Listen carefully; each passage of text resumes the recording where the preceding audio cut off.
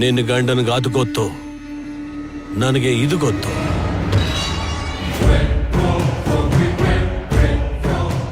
ಮಾವ ಅಲ್ಲಿ tension ಅಲ್ಲಿದ್ದಾರೆ, bale ಸಿಕ್ಕಿದೆ ಭಾವ.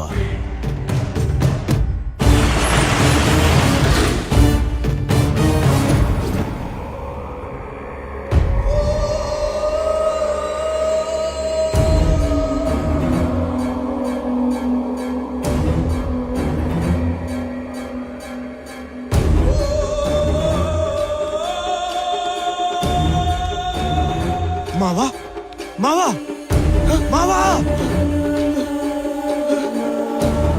ಅಣ್ಣ ಅಣ್ಣ ಅಣ್ಣ. ಏನು?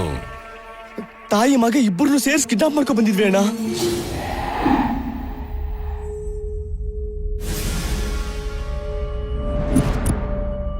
ನಿನ್ನ ಜನಗಳ ಮುಂದೆ ನನ್ನ ಮಗನ ಕೈಯಿಂದ ಚಾಕ್ಲೇಟ್ ತಿಂದು ಅವನ ಕಾಲಿಗೆ ಬಿದ್ದು ತಪ್ಪಾಯ್ತು ಅಂತ ಕ್ಷಮಾಪಣೆ ಕೇಳಿದ್ರೆ ಬಿಟ್ಬಿಡ್ತೀನಿ.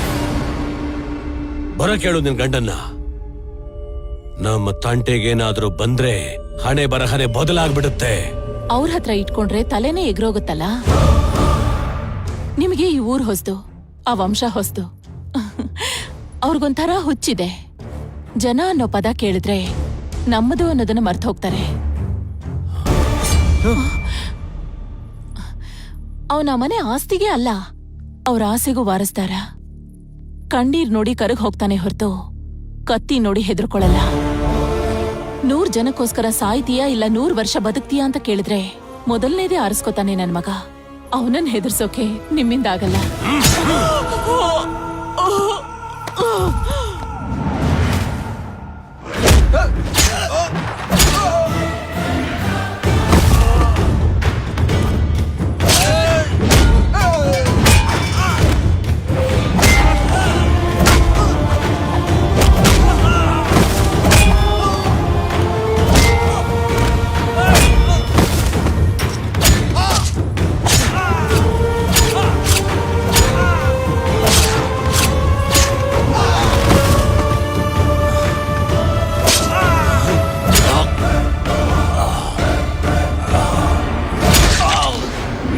ಅವನ್ ಬಾಡಿಲಿರೋದು ರಕ್ತನ ಆಸಿಡ್ ಒಂದು ಗೊತ್ತಾಗ್ಲಿಲ್ಲ ಅಣ್ಣ.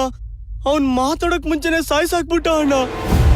ಭಾವ ಮಾವ ಸತ್ತೋಗಿದ್ದಾರೆ. ನೀನ್ ನೋಡಿದ್ರೆ 1 ಗಂಟೆ ಅಳ್ತೀನಿ, ಬದುಕ್ತಾರ? 1 ದಿನ ಅಳ್ತೀನಿ, ಬದುಕ್ತಾರ? ಅಣ್ಣ ಇಲ್ಲಿರೋದು ಒಳ್ಳೇದಲ್ಲ ಅಣ್ಣ.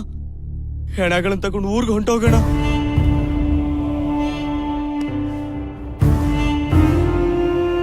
ಈ ಊರಿಗೆ ಅಳಿ ಆಗ್ಬೇಕು ಅಂತ ಬಂದೆ, ಆದ್ರೆ ಈ ಊರಿಗೆ ಗಂಡಾಗ್ಬೇಕಾಗಿದೆ.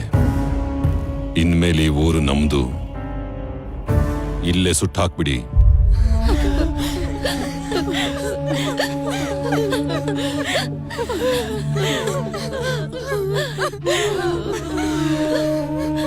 ಏನು ಏನಿದೆಲ್ಲ? ಏನ್ ನಡೀತಿದೆ ಇಲ್ಲಿ? ಜನ ಜನ ಅಂತ ಏನ್ ಉಳಿಸಿದೀರ ನೀವು? ನಿಮ್ ತಾತ, ನಿಮ್ಮಪ್ಪ, ನಿಮ್ಮಣ್ಣ, ಇವತ್ತು ನಿನ್ ಹೆಂಡತಿ, ಇನ್ನೆಷ್ಟು ಜನರ ಸಾವು ನೋಡ್ಬೇಕು ಈ ಮನೆ. ನೀವು ಬದ್ಲಾಗ್ಲಿಲ್ಲ ಅಂದ್ರೆ ನಿಮ್ ಹೊಟ್ಟೆಲ್ ಹುಟ್ಟಿರೋ ಮಕ್ಕಳು ಉಳಿಯಲ್ಲ, ಒಡ ಹುಟ್ಟಿದ ತಂಗಿಯರು ಉಳಿಯಲ್ಲ. ಪ್ರತಿ ಸಾರಿ ಒಬ್ಬೊಬ್ರು ಪ್ರಾಣ ಹೋದಾಗ್ಲೂ ನೀನ್ ಬದ್ಲಾಗ್ತೀಯೇನೋ ಅಂತ ಆಸೆ ಪಟ್ಟಿದ್ದೆ ಕಣೋ. ನೀನ್ ಬದ್ಲಾಗಲ್ಲ. ನೋಡು ಅವನನ್ನ, ಈ ವಯಸ್ಸಲ್ಲಿ ಅಷ್ಟು ಜನನ ಸಾಯಿಸಿ ಅವನು ನಿನ್ ದಾರಿನ ಹಿಡಿತಿದ್ದಾನೆ. ಹೆತ್ತ ತಾಯಿ ಸತ್ತಿದ್ರು ಕಣ್ಣಲ್ಲಿ ಒಂದು ತೊಟ್ಟು ನೀರು ಬಂದಿಲ್ಲ ಅವನ್ಗೆ. ದಯವಿಟ್ಟು ಅವನನ್ನ ನಿನ್ ದಾರಿಗೆ ಬರ್ದೇ ಇರೋ ಹಾಗೆ ನೋಡ್ಕೊಳಪ್ಪ. ಅಮ್ಮ, ಅವನು ನಿನಗೆ ಪ್ರಶ್ನೆ ತರ ಕಾಣಿಸ್ತಾ ಇದ್ದಾನೆ, ನನಗವನು ಉತ್ತರ ತರ ಕಾಣಿಸ್ತಾ ಇದ್ದಾನೆ. ಜನರಿಗೆ ಯಾವುದೇ ಸಮಸ್ಯೆ ಬಂದರೂ ನೋಡೋದು ನಮ್ಮನೆ ಕಡೆ ಅಮ್ಮ. ಇಲ್ಲಿವರೆಗೂ ಈ ಮನೆಯಲ್ಲಿ ಲೀಡರ್ಗಳು ಹುಟ್ಟಿದ್ದಾರೆ, ರೂಲರ್ಗಳು ಹುಟ್ಟಿದ್ದಾರೆ. ಫಸ್ಟ್ ಟೈಮ್ ಚರಿತ್ರೆ ಸೃಷ್ಟಿ ಮಾಡೋನೊಬ್ಬ ಹುಟ್ಟಿದ್ದಾನೆ, ಒಬ್ಬ ಲೆಜೆಂಡ್ ಹುಟ್ಟಿದ್ದಾನೆ.